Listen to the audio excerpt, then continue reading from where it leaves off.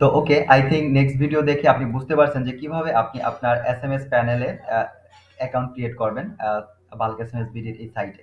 So চলেন, account যদি create করে থাকেন এখন আই থিংক করতে পারছেন বা পারবেন। সো এখন হচ্ছে নেক্সট যে কাজটা করবেন আপনার অ্যাকাউন্টে লগ ইন করতে হবে। সো চলেন আমরা আগে লগ ইন করি, তারপরে নেক্সট স্টেপ দেখাই। সো সবার আগে আপনার আপনার ফোনে যে ইউজার নেম পাসওয়ার্ডটা আসবে ওদের সাইট থেকে রেজিস্ট্রেশন করার পর, সেই ইউজার নেম পাসওয়ার্ড দিয়ে আপনি আগে তাদের প্যানেলে লগ ইন করবেন। ওকে, আর লগ ইনটা কিভাবে করবেন আমি একটু দেখা দিই। এখান থেকে আপনি যে এখানে আসবেন, কুইক লিঙ্কস এর আন্ডারে যাবেন, এখান থেকে জাস্ট এই যে বাল্ক এসএমএস বিডির এই প্যানেলে আসবেন।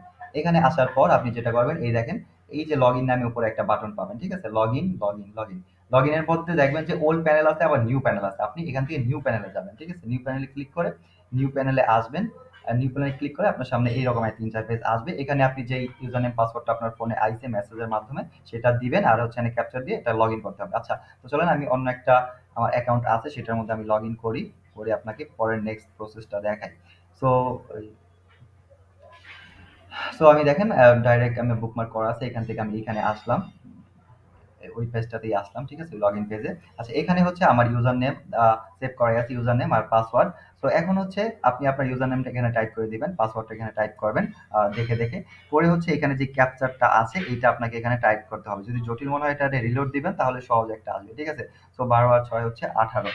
তো 18 দিয়ে জাস্ট আমি লগইন দিলাম। আপনি আপনার ওই ক্যাপচারের যোগফলটা দিবেন, দিয়ে জাস্ট লগইনে ক্লিক করবেন। যদি সবকিছু ঠিক থাকে তাহলে আপনি আপনার প্যানেলে লগইন হয়ে যাবেন, এবং লগ ইন হওয়ার পর আপনার সামনে এইরকম একটা ইন্টারফেস আসবে, ঠিক আছে? ওকে, তো এইখান থেকে আপনার নেক্সট কাজগুলো করতে হবে। সো এই লগ ইন করা পর্যন্ত পারলে কনগ্রাচুলেশন, আপনি অনেক কাজ করে ফেলেছেন। আর সামান্য কিছু কাজ বাকি আছে যেটা করলেই আপনার এস এম এস সার্ভিসটা চালু হয়ে যাবে। আচ্ছা, এখানে আসার পর যেটা করতে হবে আপনাকে, সবার আগে আপনি এইখানে দেখতে পারবেন যে এই যে এপিআই। আচ্ছা, আচ্ছা, এটা না। সবার আগে আপনি যেটা করবেন সেটা হচ্ছে এইখান থেকে কিছু টাকা রিচার্জ করবেন, ঠিক আছে? বাই এসএমএস করবেন। এই দেখেন এখানে আসলে এখানে দেখতে পারবেন যে উম, কই কই এই যে বাই এসএমএস নামে একটা অপশন আছে, এখানে জাস্ট ক্লিক করবেন। এখানে ক্লিক করে এখানে ক্লিক করার পরে আপনার সামনে এরকম একটা পেজ আসবে। বিকাশ পেমেন্টের মেথড পাবেন, ফ্রম বিকাশ, ফ্রম নগদ, অনেক অপশন পাবেন। যেই মেথড ভালো লাগে আপনার ওইভাবে পেমেন্ট করবেন, রিচার্জ করবেন কিছু টাকা। ধরেন এখানে বিকাশ অ্যামাউন্ট দিবেন কত টাকা আপনি রিচার্জ করতে চান। আচ্ছা, যদিও আমার এখানে কিছু টাকা আছে, তারপরেও চলেন আমি একটু আপনাকে দেখানোর জন্য প্রসেসটা দেখাই। দেখেন এখানে আমার ব্যালেন্স এখন আছে কত টাকা, 40 টাকা। চলেন আমি আরো কিছু টাকা এখন রিচার্জ করি, তাহলে আপনি প্রসেসটা আরো ভালোভাবে বুঝতে পারবেন। তো এখানে আসার পর আপনি যে বাই এসএমএস এ ক্লিক করবেন। ক্লিক করার পর এখান থেকে জাস্ট কত টাকা আপনি রিচার্জ করতে চান সেটা জাস্ট এখানে দিবেন। ধরেন আমি এখন এখানে 50 টাকা মানে রিচার্জ করে আপনাকে দেখাই। 50 টাকা দিয়ে জাস্ট পে নাও বাটনে ক্লিক করবেন আপনি, বা আপনি যত দিতে চান, আপনি 100, 200, 500 যে অ্যামাউন্ট রিচার্জ করতে চান। সো আমি 50 টাকা দেওয়ার পর এখানে পে নাও বাটনে ক্লিক করলে আপনাকে রিডাইরেক্ট করে এই পেজে নিয়ে আসবে। এখানে আপনি আপনার যে অ্যাকাউন্ট থেকে পেমেন্ট করতে চান, যে বিকাশ অ্যাকাউন্ট থেকে, সেটার নাম্বার দিবেন। তো আমি আমার নাম্বারটা দিয়ে জাস্ট কনফার্মে দিলাম। তারপরে হচ্ছে আমার ফোনে একটা ওটিপি আসবে, মানে আপনার ফোনে ওটিপি যাবে। ওটিপিটা জাস্ট সিম্পল আপনি এখানে দিতে হবে আপনাকে। ওটিপি হচ্ছে 05।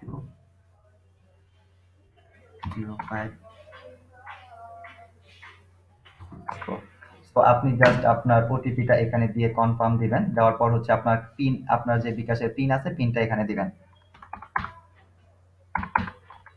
পিন দিয়ে জাস্ট কনফার্মে দিলে জাস্ট আপনার পেমেন্টটা হয়ে যাবে, অ্যান্ড রিডাইরেক্ট করে আপনাকে আবার আগের প্যানেলে নিয়ে যাবে। এটা জাস্ট কিছু না, বিকাশ পেমেন্ট গেটওয়ে যে এপিআই আছে, এটা অনেক সাইটেই আই থিংক আহ, এই অপশনটা আপনি এক্সপিরিয়েন্স করছেন, ঠিক আছে? অনেক জায়গায় পেমেন্ট করছেন, এটা সম্পর্কে আপনি জানেন। তারপর একটু দেখা দিলাম আমি।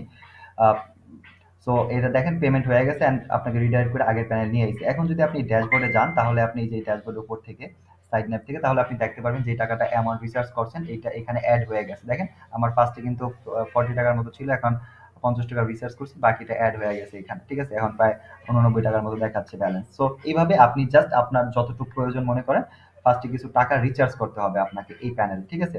সো রিচার্জ করলেন, রিচার্জ করার পর যেটা আপনাকে করতে হবে নেক্সট স্টেপ। আচ্ছা, একটু দাঁড়ান, আমি একটা জিনিস দেখে নিই। ওকে, আচ্ছা, আচ্ছা, এই ভিডিওতে এ পর্যন্তই থাক, কারণ হচ্ছে নেক্সট ভিডিওতে আমি আবার নেক্সট স্টেপটা দেখাবো। আই থিংক রিসার্চ পর্যন্ত আপনি বুঝতে পারছেন। তো হ্যাঁ, নেক্সট ভিডিওতে আবার দেখা হবে। ভালো থাকেন, গুড বাই।